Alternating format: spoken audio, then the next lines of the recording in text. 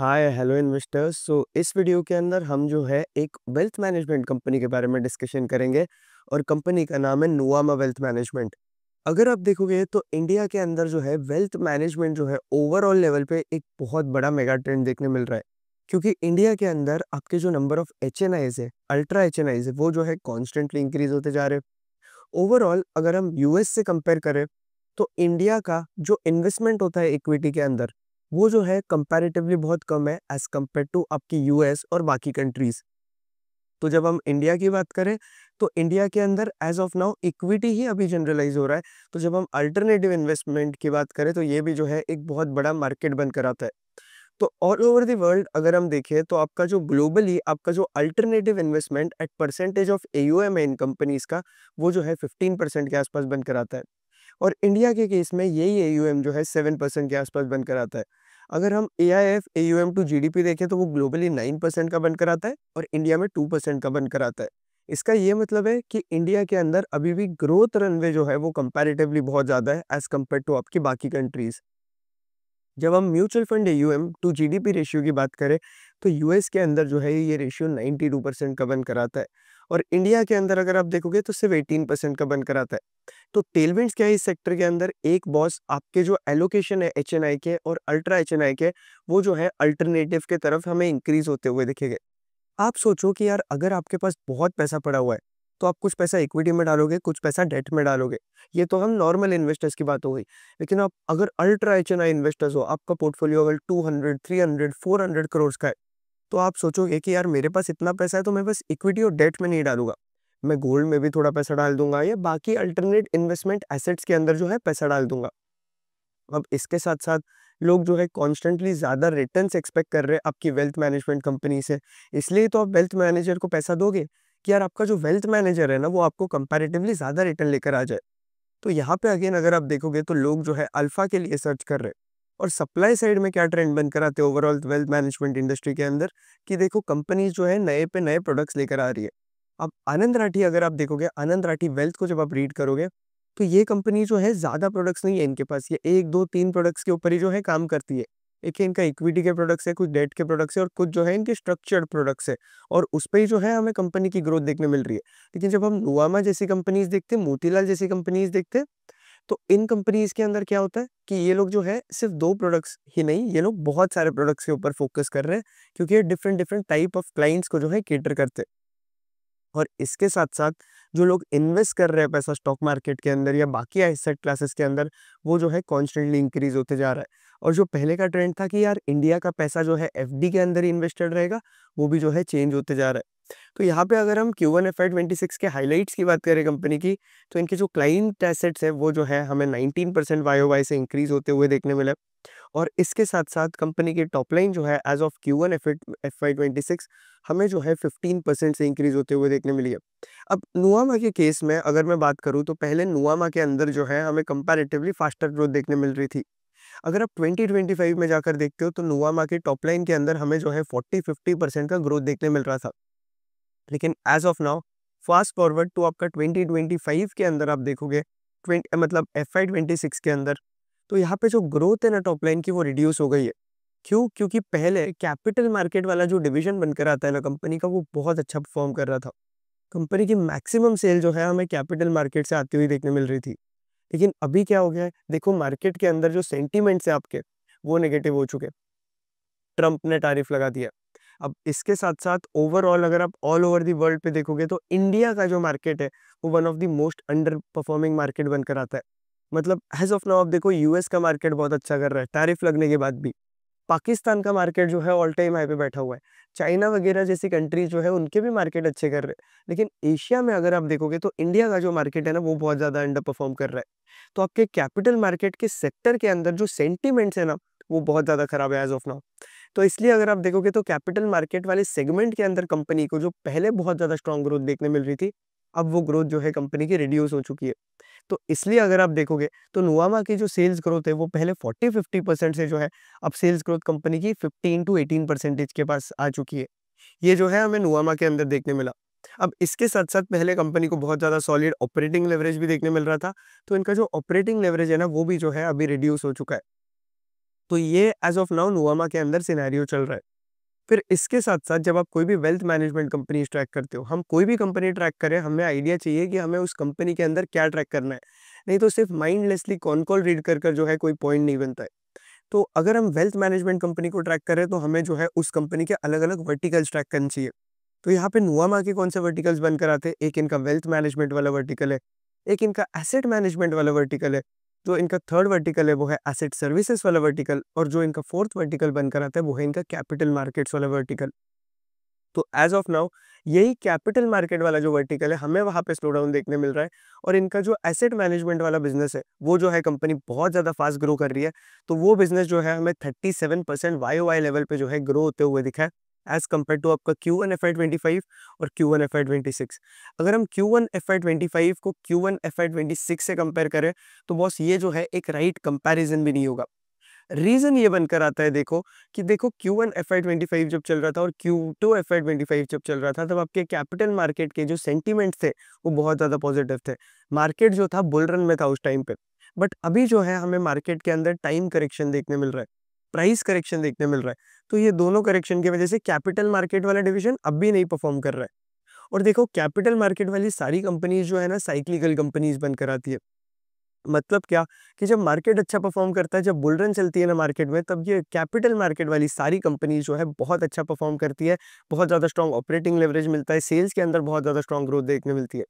लेकिन जब bear market आता है, तब लोग क्या करते हैं, लोगों को जो है मार्केट के अंदर पैसा इन्वेस्ट नहीं करना होता है। यहाँ पे अगर हम नुआमा का क्लाइंट बेस देखें और नॉर्मल हमारा रिटेल इन्वेस्टर्स अगर आप देखोगे तो बहुत डिफरेंस बनकर आता है इसमें, क्योंकि नुआमा के जो क्लाइंट है ना वो अल्ट्रा एचएनआई और एचएनआई क्लाइंट्स है। तो इन्हें जो है समझ होती है कि यार ये 10-15% का ड्रॉडाउन जो है वो ले सकते हैं। लेकिन कभी-कभी अगर सेंटीमेंट्स बहुत ज़्यादा नेगेटिव चले गए ना, तो हमें ऐसी कंपनीज़ के अंदर भी जो है रिडेम्पशन देखने मिलते हैं, जो कि हमें नुआमा जैसी कंपनीज़ के अंदर Q1, Q2 के अंदर देखने मिल रहे थे। आई मीन Q3, Q4 के टाइम पे देखने मिल रहे थे। मतलब दिसंबर से ये सारी दिक्कतें स्टार्ट हुई, जब से वो ट्रम्प टैरिफ का इश्यू आने लगा। तो यहाँ पे इसलिए इनका कैपिटल मार्केट वाला डिवीजन जो है बिल्कुल अच्छा परफॉर्म नहीं कर रहा है। एसेट सर्विसेज वाले ये लोग स्केल कर रहे हैं। एसेट मैनेजमेंट वाला अगर आप डिवीजन देखोगे तो 37% से जो है ये वाला डिवीजन ग्रो हुआ है। और वेल्थ मैनेजमेंट वाला जो डिवीजन बनकर आता है कंपनी का, वो भी जो है 18% के आसपास ग्रो कर रहा है। तो ये चल रहा है एज़ ऑफ नाउ नुवामा के अंदर। जो ऑपरेटिंग लेवरेज हमें कंपनी के अंदर देखने मिल रहा था, वो जो है एज़ ऑफ नाउ हमें देखने नहीं मिल रहा है। अब जब आप वेल्थ मैनेजमेंट कंपनीज़ को ट्रैक करते हो ना, तो यहाँ पे आपको जो है एक बहुत इंपॉर्टेंट मेट्रिक ट्रैक करनी चाहिए। अब यूजुअली क्या होता है कि जब आप एसेट मैनेजमेंट जैसी कंपनीज़ आई मीन बिज़नेस देखते हो, तो वहाँ पे क्या होता है कि ऐसी कंपनीज़ को ब्रेक इवन करने के लिए जो है टाइम लगता है। इसका क्या मतलब है यार ब्रेक इवन करने के लिए टाइम लगता है? क्योंकि कंपनीज़ को जो है एक लेवल ऑफ एयूएम पे जाना पड़ता है और फिर उसके बाद जो है ये लोग प्रॉफिट्स बनाना स्टार्ट करते हैं। तो वही आप जेएम फाइनेंशियल के पास जाकर देखोगे, तो जेएम फाइनेंशियल जो है ये कंपनी भी अपना एसेट डिवीज़न वाला जो एसेट मैनेजमेंट वाला जो डिवीज़न है, वो स्केल कर रही है। वेल्थ मैनेजमेंट वाला बिज़नेस जो है वो स्केल कर रही है। जेएम फाइनेंशियल भी जो है एक टर्न अराउंड स्टोरी है, जिसके ऊपर मैं ऑलरेडी एक वीडियो बना चुका हूँ। तो अगर आपने नहीं देखा है तो आप जो है पहले जाकर जेएम का भी वीडियो देख लेना। तो कॉस्ट टू इनकम, इन कंपनी को जो है अपने कॉस्ट जो है कंट्रोल कर कर रखने चाहिए। नहीं तो अगर आप देखोगे तो आपके जो वेल्थ मैनेजर्स होते हैं, इन्हें जो है कंपैरेटिवली कंपनीज़ को जो है बहुत ज़्यादा हाई सैलरीज़ पे करनी पड़ती है, क्योंकि यार ये लोग तो लोगों का पैसा मैनेज कर रहे हैं। अब यहाँ अगर आप देखोगे तो वेल्थ मैनेजमेंट इंडस्ट्री के अंदर एक ट्रेंड चल रहा था। ट्रेंड क्या था कि यार आपका जो एम्प्लॉय एट्रिशन रेशियो है ना, वो बहुत ज़्यादा इंक्रीज़ हो गया था। मतलब क्या कि जो आपके रिलेशनशिप मैनेजर्स है ना, कंपनी को छोड़कर बहुत ज़्यादा जल्दी चेंज कर रहे थे कंपनी, या अपना खुद का कुछ इंडिविजुअल लेवल पे स्टार्ट कर रहे थे। तो इसलिए सारे रिलेशनशिप मैनेजर्स को रिटेन करने के लिए जो है कंपनी इन्हें बहुत ज़्यादा कॉम्पिटिटिव सैलरीज़ दे रही थी। तो यही दिक्कत देखने मिल रहा था सारी वेल्थ मैनेजमेंट कंपनीज़ के अंदर, इसलिए हमें बहुत सी कंपनी का कॉस्ट टू इनकम रेशियो अगर आप देखोगे तो इंक्रीज़ होते हुए देखने मिला। तो अगर हम नोवामा के कॉस्ट टू इनकम की बात करें, तो इनका Q1 FY25 के अंदर 56 का कॉस्ट टू इनकम था और अभी Q1 FY26 के अंदर देखोगे तो वही मोर और लेस सेम लेवल पे। तो यहाँ पे आपको ये देखना है कि इनका जो कॉस्ट टू इनकम है ना, वो रिड्यूस होते हुए जा रहा है। अब कंपनी का मैनेजमेंट ये बता रहा है कि अगले 3 से 4 से 5 सालों के अंदर हमें इनका कॉस्ट टू इनकम जो है सिग्निफिकेंटली रिड्यूस होते हुए देखने मिलेगा। जब हम FY25 और FY24 को कंपेयर करें, तो इनका कॉस्ट टू इनकम जो था 62% के आसपास था। 2025 के अंदर ये जो कॉस्ट टू इनकम है वो 55% के आसपास जा चुका है, जो कि अगेन अच्छी बात है। अब कंपनी के जब हम इंडिविजुअल बिजनेसेस की बात करें, स्टॉक मार्केट मास्टर क्लास के अंदर सिखाया हुआ है। ये मास्टर क्लास का प्राइस जो है मैंने सिर्फ 2000 रुपीज़ रखा हुआ है रिटेल इन्वेस्टर्स के लिए, और इस वर्कशॉप का प्राइस जो है मैं कुछ टाइम बाद इंक्रीज करने वाला हूँ, 3000 रुपीज़ के आसपास करने वाला हूँ। इस वर्कशॉप के अंदर ओवर 200 प्लस लोग जो है एनरोल कर चुके हैं, और जितने भी लोग एनरोल है सबने मुझे बहुत ज़्यादा पॉजिटिव रिव्यू दिए इस क्लास के बारे में। इसके साथ साथ अगर आपको जेन्युइनली कुछ इक्विटी रिसर्च सीखना है, अगर आपको जेन्युइनली आपके लाइफ में कुछ करना है, अगर आप इरिटेट हो गए हो, आपको पोर्टफोलियो मैनेजमेंट सीखना है, आपको समझ में ही नहीं आ रहा है मार्केट के अंदर चीज़ें कैसे चलती है, आप बस ये यूट्यूब पे वीडियोस देख रहे हो, उस पे स्टॉक मार्केट के डिसीजन ले रहे हो, कुछ टेलीग्राम ग्रुप पे आप एडेड हो, या फिर कोई दोस्त आपको टिप्स दे रहे हैं तो आप उस पे डिसीजन ले रहे हो, या फिर आप ढंग से जो है मार्केट के अंदर रिसर्च नहीं कर पा रहे हो, तो आपके लिए जो है zero to hero equity research वाली जो क्लास है ये मस्ट नीडेड है। और ये 20 आवर्स का कंटेंट जो है आपको देखना है। इस क्लास के अंदर आपके 20 आवर्स के रिकॉर्डेड लेक्चर्स है, ये आपको देखना है। इसके साथ साथ इसमें टोटल 11 सेशंस है। इसमें आपको पीपीटी भी मिलेगी जो मैं यूज़ कर रहा हूँ। इसके साथ साथ डिफरेंट सेक्टर के लिए डिफरेंट चेकलिस्ट होती है जो कि हमें फॉलो करनी चाहिए। हर एक सेक्टर की अलग मेंटल मॉडल होता है। जैसे कि हॉस्पिटल्स के लिए हमें कुछ और देखना चाहिए, आप ऑटोमोबाइल कंपनीज के लिए देखोगे तो हमें कुछ और ट्रैक करना चाहिए। फिर उसके बाद आप कैपिटल मार्केट वाली कंपनीज देखोगे, या कैपिटल गुड्स वाली कंपनीज देखोगे, लैब ग्रोन डायमंड कंपनीज देखोगे, गोल्ड कंपनीज देखोगे। तो हर एक सेक्टर के अंदर जो है हमें अलग अलग चेकलिस्ट फॉलो करनी पड़ती है, अलग अलग चीजें ट्रैक करनी पड़ती है कंपनीज के अंदर। तो इस मास्टर क्लास के अंदर आप सीखोगे कि कौन से सेक्टर के अंदर हमें क्या देखना है। आप आराम से एक बार आपने 20 आवर्स का कंटेंट देख लिया, आपको कंपनीज ट्रैक करनी स्टार्ट करनी है, और फिर आप जो है कोई भी कंपनी को ट्रैक कर सकते हो, नॉट किडिंग। इसके साथ साथ जो है मैं आपको इस मास्टर क्लास के अंदर सिखाऊंगा कि आप किस तरीके से एआई को अपने रिसर्च के अंदर यूज कर सकते हो, लेवरेज कर सकते हो। यहाँ पे मैंने जो है आपको वैल्यूएशंस के बारे में भी सिखाया हुआ है कि आप किस तरीके से कोई भी स्टॉक को जो है वैल्यू कर सकते हो मार्केट के अंदर विद इन मिनट्स। वो सीएफए वाले लोग होते हैं ना, वो कॉम्प्लेक्स कॉम्प्लेक्स मॉडल सिखाते हैं आपको, डीसीएफ मॉडल, ये मॉडल, वो मॉडल, आपको कोई जरूरत नहीं है। क्योंकि रियल लाइफ के अंदर अगर हम स्टॉक मार्केट के अंदर होते हैं तो ये सारी चीजें जो है एप्लीकेबल नहीं होती है, फाइनेंस वाली चीजें। तो आप भले ही एमबीए फाइनेंस हो या फिर आपका स्टॉक मार्केट के अंदर कोई बैकग्राउंड नहीं है, आपको जो है ये मास्टर क्लास के अंदर एनरोल कर लेना चाहिए अगर आपको जेन्युइनली स्टॉक मार्केट के बारे में जो है सीखना है। यहाँ पे मैं आपको ये भी सिखाऊंगा कि आप पोर्टफोलियो मैनेजमेंट किस तरीके से कर सकते हो, जहां मैं अपना पोर्टफोलियो रिवील करूंगा आप लोगों को, और अपने पोर्टफोलियो के स्टॉक से जो है मैंने आपको सारी चीज़ें सिखाई है। इसके साथ साथ यहाँ पे जो है आपको हमारे प्रीमियम टेलीग्राम ग्रुप का जो है एक्सेस भी मिल जाता है, जो कि लाइफ टाइम एक्सेस मिलता है आपको। तो ये 2000 का प्राइस है, ये कुछ भी नहीं है, और जो वैल्यू आपको इस मास्टर क्लास के अंदर मिलेगी ना, वो बहुत ज़्यादा, इनफैक्ट 100x ज़्यादा होगी जो प्राइस आप पे कर रहे हो। और डेली मुझे मेल्स आते रहते हैं, डेली मुझे डीएम्स आते हैं, व्हाट्सअप पे आता है, एक्स पे आता है, जीमेल पे मेल्स आते होते हैं। लोग जो है डेली मुझे बता रहे होते हैं कि भाई मास्टर क्लास के बाद जो है हमें कॉन्टेंट बहुत अच्छा लगा, एकदम सुपर कंटेंट है। क्योंकि लोग आपको स्टॉक मार्केट कोर्सेज के नाम पे कचरा बेच रहे हैं, आपको बेसिक चीजें सिखा रहे हैं, और इस मास्टर क्लास के अंदर आप एकदम एडवांस चीजें सीखोगे, और वो चीजें सीखोगे जो कि आपको मार्केट के अंदर एक्चुअली रेलेवेंट है। और इसके साथ साथ लोग मुझे बताते हैं कि यार भाई हमने मास्टर क्लास देखने के बाद हमारा पूरा पोर्टफोलियो रिबैलेंस कर लिया। इसके साथ साथ लोग मुझे ये भी बता रहे हैं कि हमने कंपनीज को ट्रैक करना स्टार्ट कर दिया है, कुछ लोगों ने तो कंटेंट क्रिएट करना स्टार्ट कर दिया है, तो वो लोग भी जो है कॉन्स्टेंटली टच के अंदर है। और एक और चीज, मास्टर क्लास देखने के बाद अगर आपको कभी भी डाउट आता है कोई भी स्टॉक रिलेटेड या कोई भी चीज रिलेटेड, तो आप जो है मुझसे वन ऑन वन भी कनेक्ट कर सकते हो, या तो मेरे एक्स के ट्विटर के डीएम्स के अंदर, या फिर आप मुझे मेल कर सकते हो, या मेल और डीएम्स पे कनेक्ट करोगे तो मेरे लिए ज्यादा बेटर होगा। तो मास्टर क्लास के लिए एनरोल कर लेना, लिंक नीचे जो है डिस्क्रिप्शन के अंदर दिया हुआ है। तो ये 2000 रुपीज के लिए जो है सोचो मत, हमें जो है इग्नोरेंस टैक्स पे नहीं करना है हमारे लाइफ के अंदर। और ये सारी चीजें जब हम लर्निंग पे मिस आउट कर देते हैं ना, तो हम जो है इग्नोरेंट टैक्स पे करते हैं। तो यहाँ पे अगर हम देखें तो इनका ओवरऑल रेवेन्यू ग्रोथ जो है, जो पहले आ रहा था, वो जो है आज के लेवल पे देखोगे तो रिड्यूस हो गया है। और अभी Q1 का भी मैनेजमेंट ये बता रहा है कि Q1 भी जो है इनके लिए चैलेंजिंग था, क्योंकि मार्केट जो है अभी भी रेंज बाउंड चल रहा है। और बहुत सारी कंपनीज अगर आप देखोगे निफ्टी के अंदर, अगर आप कंपनीज ट्रैक करते हो, तो बहुत सारी कंपनीज की जो अर्निंग्स है वो इतनी ज्यादा स्ट्रांग नहीं आई है। और ओवरऑल कॉर्पोरेट कंपनीज के प्रॉफिट के ऊपर जो है हमें प्रेशर देखने मिल रहा है। इसलिए आरबीआई भी देखोगे अभी के डेट पे तो हमारे इकोनॉमी के अंदर जो है लिक्विडिटी इन्फ्यूज कर रहा है। तो यहाँ पे अगेन एक और एक्सटर्नल रिस्क भी बनकर आता है कि यूएस की तरफ से जो है वो टैरिफ्स लग रहे हैं। तो टैरिफ पहले 25% थे, फिर 50% हो गए, फिर अगेन 25 हो गए, और अभी वापस 50 हो चुके हैं। तो ओवरऑल टैरिफ लेवल पे अगर आप देखोगे तो बहुत ज्यादा अनसर्टेनिटी जो है हमें कंपनी की तरफ देखने मिल रही है। फिर इसके साथ साथ मैक्रो इकोनॉमिक हेडविंड्स भी है। मतलब क्या, कि देखो ऑल ओवर दी वर्ल्ड अगर आप देखोगे तो इंडिया का जो मार्केट है वो one of the most under performing market रहा है आपके 2025 में। तो इसकी वजह से आपकी जो कैपिटल मार्केट की जो एक्टिविटी है वो स्लो हो चुकी है। अब कैपिटल मार्केट की एक्टिविटी स्लो हो गई तो आपका कैपिटल मार्केट वाला डिवीजन पैसा नहीं बनाएगा। तो यहाँ पे अगेन अगर आप देखोगे तो अप्रैल में थे तो मई में तो एक्टिविटी स्लो थी, लेकिन जून में जो है ये एक्टिविटी स्ट्रेंथन होना स्टार्ट हो गई है और एक्सपेक्टेशन जो है बेटर है second half of the year से। तो जब हम नुवामा वेल्थ मैनेजमेंट की बात करें तो ये वाले वेल्थ मैनेजमेंट के अंदर ये रिटेल वेल्थ मैनेजमेंट करता है। तो यहाँ पे ये लोग जो है मैनेज प्रोडक्ट्स इन्वेस्टमेंट सॉल्यूशन जो है ये लोग सेल करते हैं और ये वाले प्रोडक्ट से जो है इन्हें अच्छी खासी ग्रोथ हमें देखने मिल रही है। तो एज ऑफ नाउ एमपीआईएस अगर आप देखोगे तो कंपनी के 54 टू 55% ऑफ रेवेन्यूज को जो है कंट्रीब्यूट करता है। और यहाँ पे कंपनी के अंदर जो एमपीआईएस वाले जो प्रोडक्ट है इनका उसमें Q1 के अंदर भी जो है बहुत ज्यादा स्ट्रॉन्ग इन्फ्लोज देखने मिले। फिर इसके साथ साथ यहाँ पे मैनेजमेंट एमपीआईएस में क्या करता है कि ये लोग जो है सिर्फ इक्विटी के अंदर पैसा नहीं डालते, ये लोग इक्विटी के अलावा भी जो है बाकी बहुत सारे प्रोडक्ट्स के अंदर पैसा डालते हैं और मल्टीपल एसेट क्लासेस के अंदर ये लोग पैसा इन्वेस्ट करते हैं। फिर इसके साथ साथ अगर हम बात करें तो एज ऑफ नाउ कंपनी की जो आरएम्स है 1200 से 1300 आरएम्स के आसपास बनकर आते हैं और मैनेजमेंट ये बता रहा है कि अगले 3 से 4 सालों के अंदर जो है इनके जो आरएम्स है वो 3000 से 4000 होने वाले। आप ऐसा इमेजिन करो कि जब आप वेल्थ मैनेजमेंट इंडस्ट्री को ट्रैक करते हो तो जैसे आप नॉर्मली दूसरी इंडस्ट्रीज को ट्रैक करते हो तो वहां पे हम क्या देखते हैं कि केपेक्स कर रहा है मैनेजमेंट। तो अगर कोई मैनेजमेंट केपेक्स कर रहा है इसका क्या मतलब है कि मैनेजमेंट जो है बिजनेस को लेकर ऑप्टिमिस्टिक है।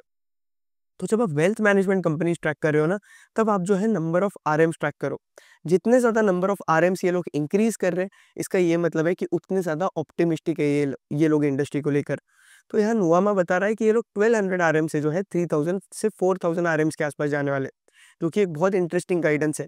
अब वेल्थ मैनेजमेंट कंपनीज के अंदर अगर आप देखोगे तो जो आपके आरएम्स बनकर आते हैं वो यार आपके बैंक के आरएम्स की तरीके से नहीं होते। मतलब क्या कि बैंक के आरएम्स की तरीके से अगर आप देखोगे तो बैंक के जो आरएम होते हैं ना वो बोलते हैं कि सर यार एफडी कर लो, ये कर लो, वो कर लो, उस तरीके से नहीं होता है।